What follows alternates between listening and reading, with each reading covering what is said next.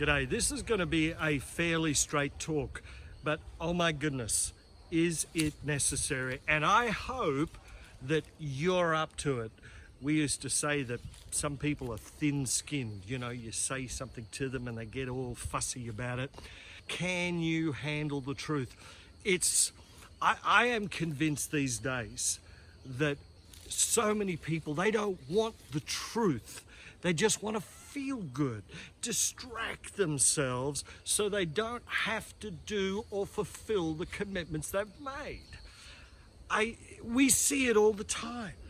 I am staggered as the pastor of a church, how many people over the years, and I mean years, have had serious situations happening in their life, and they will be distracted by a certain teaching or something else that really is peripheral compared to the issues in their life, where perhaps the pastor has said something that's ticked them off, right?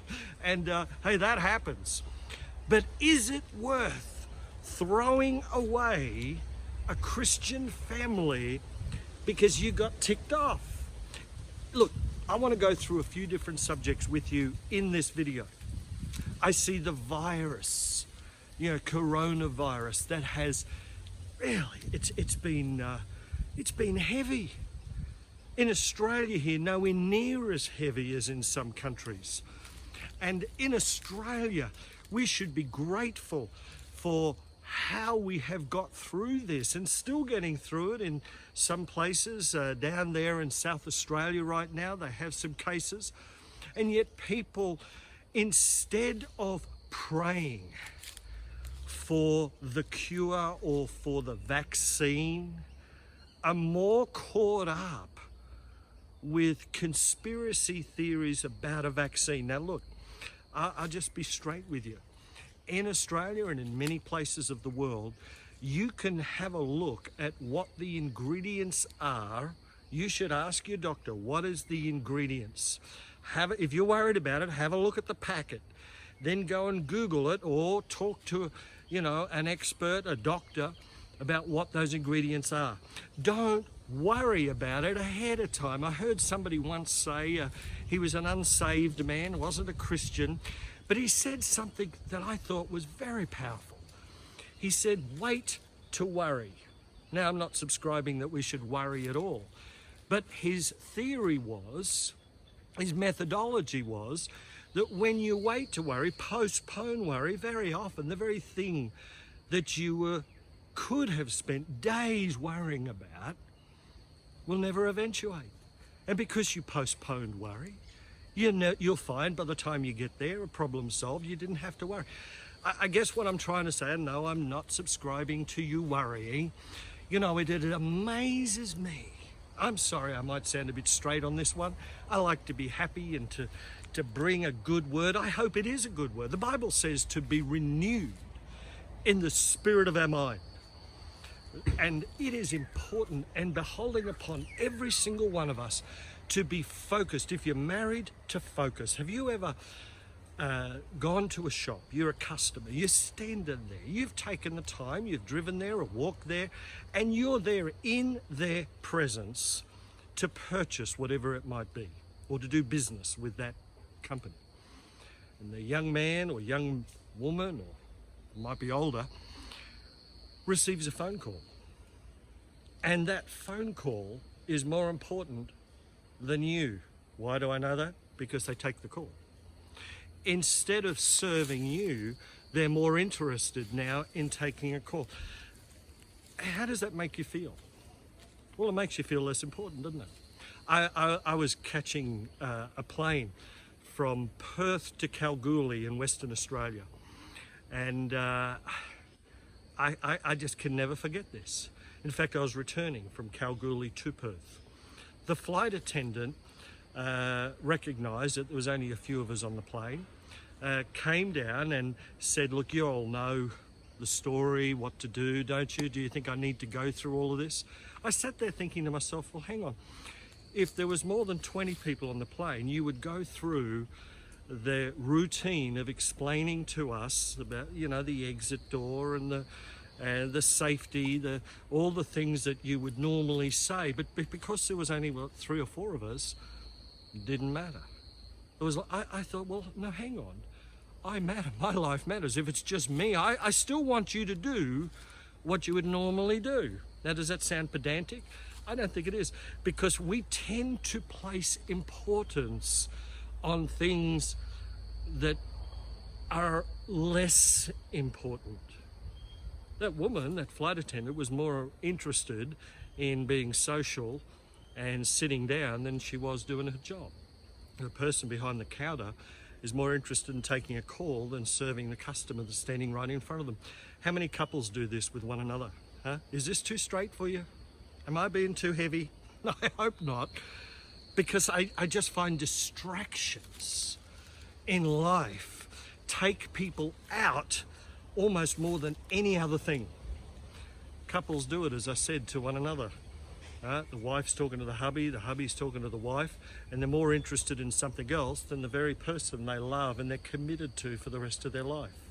Now, we tolerate these things because we love that person. But how long do we need to test each other on those type of things?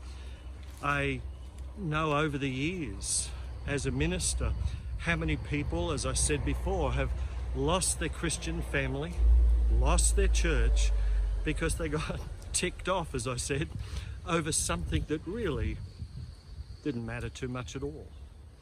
We would prefer to argue, well, not all people, I'm not saying everyone's like this, but some folks, you know, argue about a theological point or something that's not so theological, and their house is burning down, their family is in disarray, their situation is not healthy, and yet they'll be more focused in on something else. Is it distraction? Yes. I think, as I heard once, people tread the course of least resistance. Now, we could all get as was also said, a checkup from the neck up and really question ourselves and look at our priorities and say, dear Lord, I want to do it right. I want to do it right before you every day.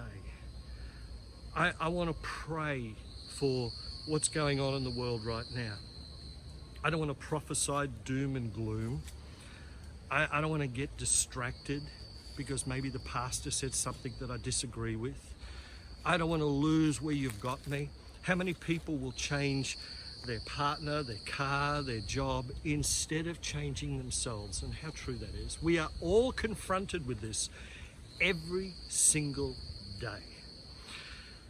If it's not our family, it's our finances. If it's not our finances, it's someone that we like or care about. If it's not them, then it's something else or something happening in our mind.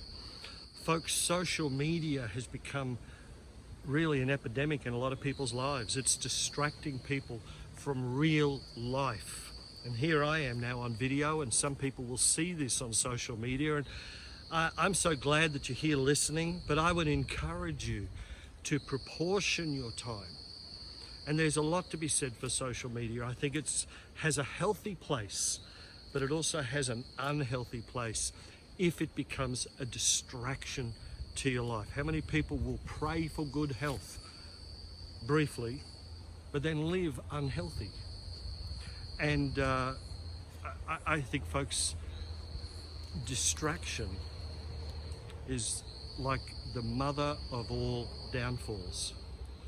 When we make a commitment, I'm a little bit old school, I guess, in one sense, that I still believe to this day, we've got to say what we mean. We've got to say it, we've then got to do it. Not just say it, but follow through.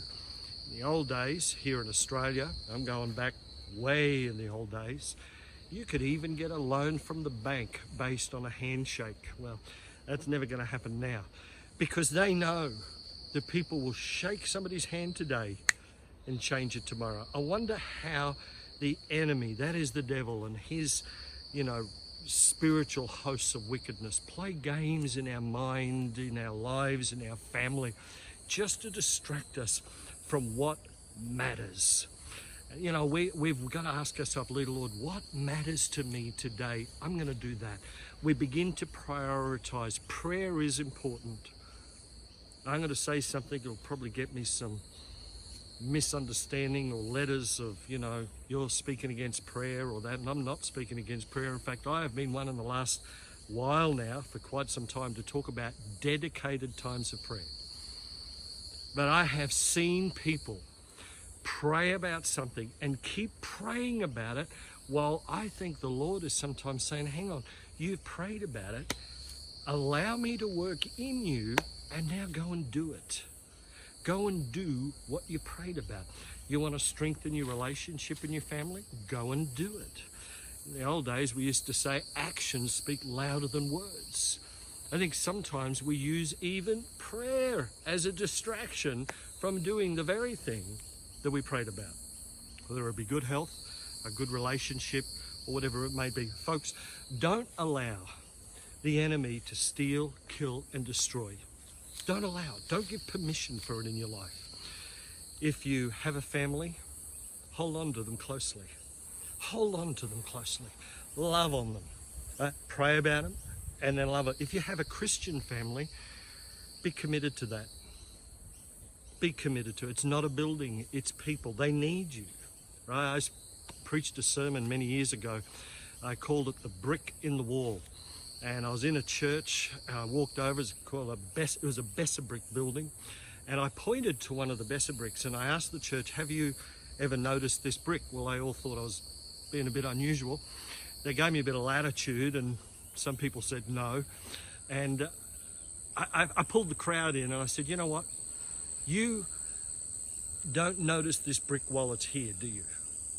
But if it was missing, the rain would come at the wrong time, the weather, the wind would pour in, and yet this brick is here during every wedding, during every funeral, during every praise and worship service. You don't notice it while it's here, but you sure would if it wasn't here. How many times have we given permission because we get down on ourselves? We wonder whether or not we're important at all. Folks, you might just be a brick in the wall, but you're important. You're important. Why don't you say that to me? I am not suggesting that we be full of puffed up pride. I'm just saying that we be real and genuine with ourselves and with other people. Say it with me, I'm important. You're important to God. You're important in your family. And things may or may not be doing too well in your mind or in your private life. They might not be doing too well even in your church life or your work life. When is the best time to start improving on all of these things? Right now. Why don't you pray and say, God, give me wisdom. Wisdom is applied knowledge. I think the distractions of life need to be dealt with. And there are times you just got to cut something off. The Bible talks about this. If your eye causes you to stumble, if your arm causes you to stumble, chop it off. Now, I'm not suggesting you go chopping off limbs. That's not what the Bible's saying.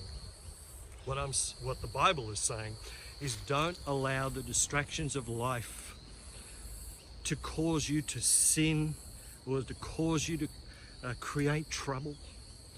The Bible talks about troublemakers, and some people distract themselves becoming a troublemaker.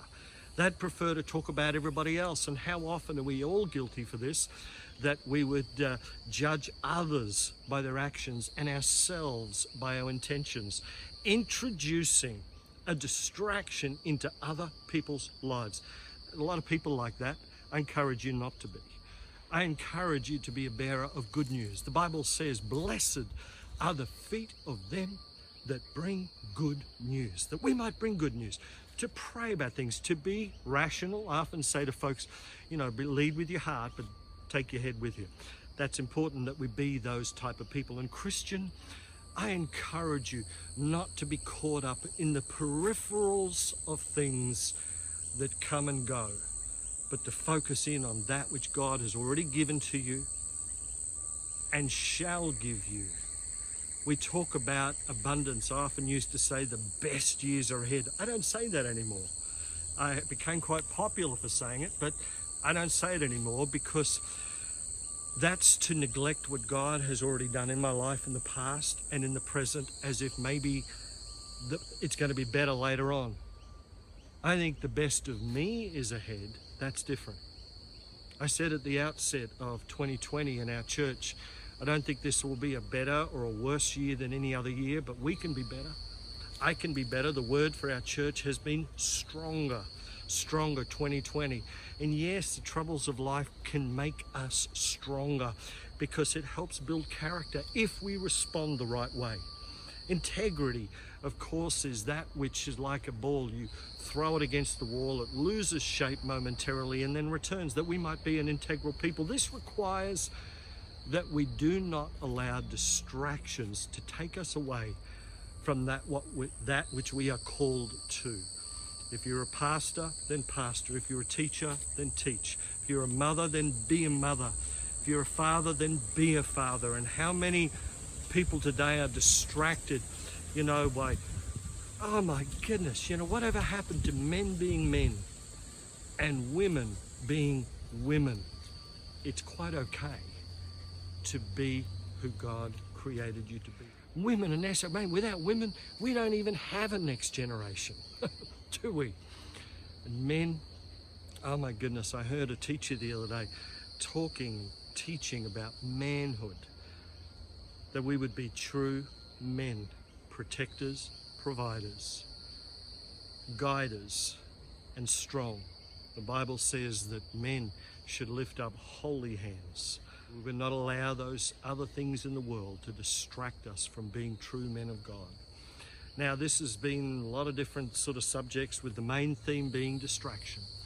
Don't allow the distractions of life, the small things, however important they may be, are not as important as the ultimate. And the ultimate is that relationship with Jesus, that relationship with your husband and your wife, that relationship you have with your Christian family. Just because somebody moves location, sometimes people will go from, Sydney to the Gold Coast, or the Gold Coast to Perth. They'll move just so that their life will be different. Friends, moving location is just geographical. It's what happens in us that matters. And this world will keep throwing things at us every single day. Every day. Somebody the other day said to me, why does it happen to me? Folks, it happens to all of us. Something is happening all the time in people's lives. And that peace is not necessarily on the outside, it is definitely on the inside. Explore and lay hold of the peace that Jesus gave us. He said in John 14, verse 27, peace I leave with you. My peace I give to you. Not that the world gives do I give to you. I would not have told you if it were not so. Jesus has peace for you on the inside. And when you get peace on the inside, here and in here, in your heart and in your mind, then you're going to think better. You're going to focus more. And just when you thought everything was good on the outside, trust me, you'll have more battles, more situations to deal with in the future. Somebody else is going to tick you off. The pastor's going to say something that you don't like. It's never always going to be stable and clear waters. But I know this, we can have that peace within, regardless. We can be difference makers. We can be helpers. We can carry the good news. So I encourage you, Christian, that you might be bearers of good news, that you might carry hope to your friends and family, that you might be dedicated to the important things of life as we all together walk this journey with Jesus.